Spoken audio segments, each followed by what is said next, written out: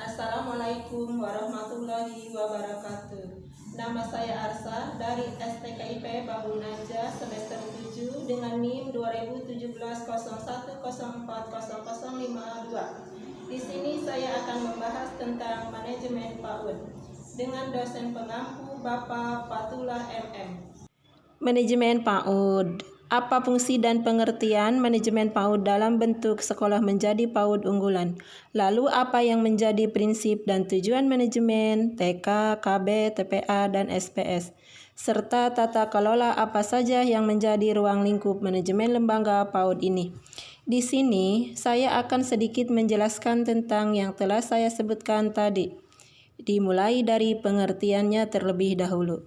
Pengertian manajemen PAUD adalah suatu upaya mengelola, mengatur, dan atau mengarahkan proses interaksi edukatif antara peserta didik, guru, dan lingkungan secara teratur, terencana, dan tersistem untuk mencapai tujuan pendidikan anak usia dini. Ruang lingkup manajemen PAUD. Dalam manajemen PAUD ada banyak hal yang harus dikelola melalui dari awal pendirian sekolah, tata kelola, hingga pada pengembangan sekolah PAUD. Ruang lingkup manajemen PAUD meliputi apa yang dikelola, bagaimana caranya, bagaimana merencanakannya, dan kemana manajemen PAUD akan diarahkan.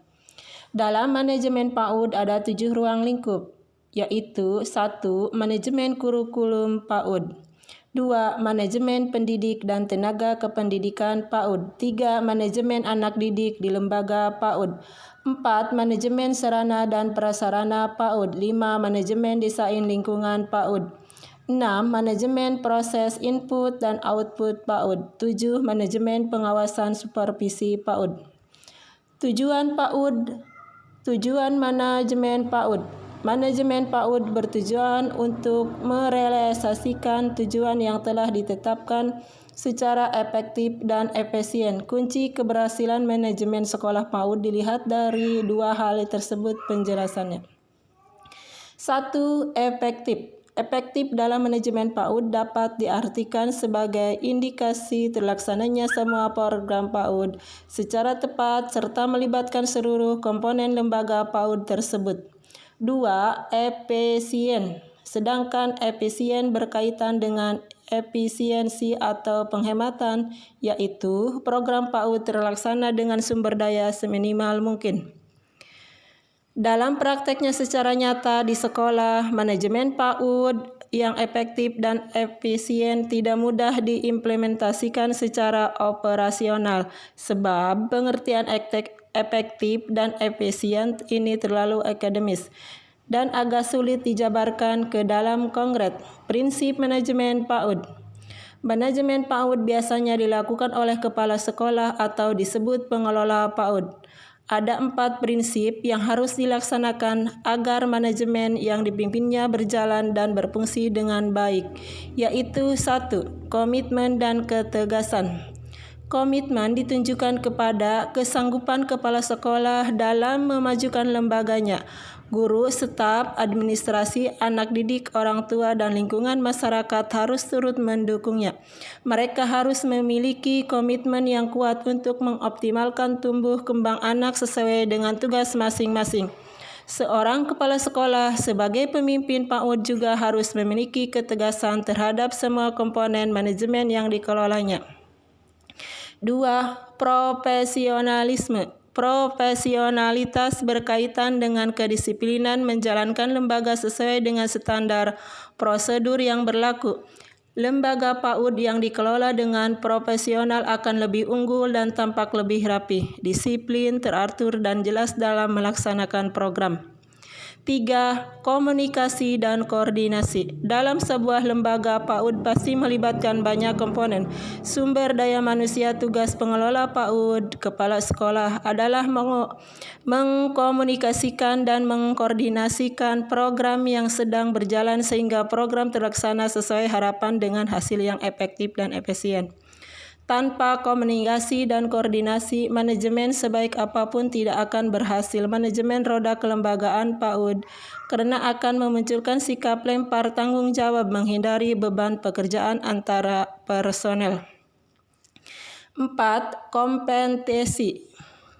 Seorang kepala sekolah yang baik harus membebaskan guru-guru dalam mendidik anak-anak tanpa campur tangan yang dapat mengganggu seorang guru dalam menjalankan tugasnya. Caranya adalah dengan memberikan reward, hadiah, dan punishment, hukuman, guna menciptakan iklim kompetisi yang sehat.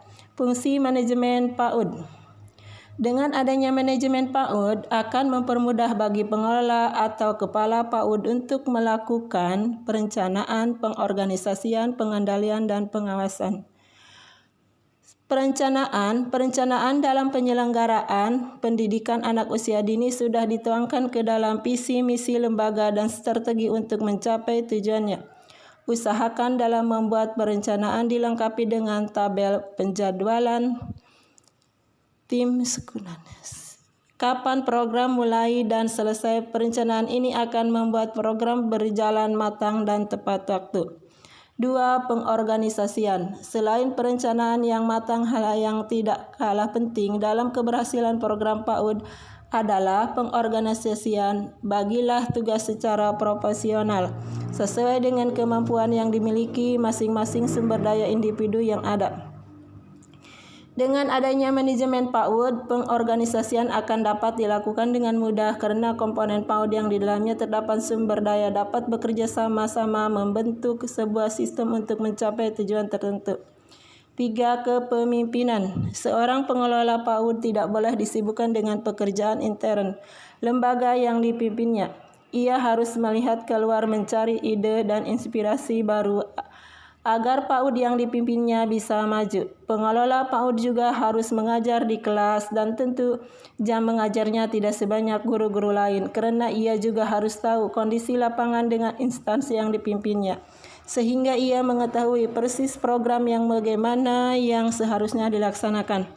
4. Pengawasan. Dengan adanya manajemen PAUD, pengawasan akan menjadi lebih mudah karena pengelola PAUD akan membagi pekerjaan terhadap individu-individu yang terlihat guna mencapai tujuan. Sebuah rencana program harus diawasi, dikontrol, disupervisi yang tujuannya bukan untuk menilai baik atau buruk akan tetapi seorang kepala sekolah harus memberikan motivasi arahan dalam lebih mengoptimalkan lagi hasil kerja yang dicapai para individu. Penjelasan dari saya tentang manajemen PAUD, kurang dan lebihnya saya minta maaf. Sekian dan terima kasih. Assalamualaikum warahmatullahi wabarakatuh.